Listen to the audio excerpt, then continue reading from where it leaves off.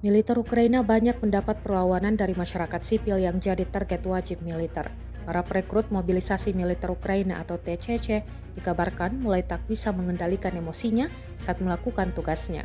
Mereka bertindak brutal, bahkan mereka tega menabrak warganya sendiri yang mencoba kabur agar tidak direkrut menjadi pasukan militer, termasuk memaksanya untuk tetap berada di dalam mobil tanpa pintu ditutup.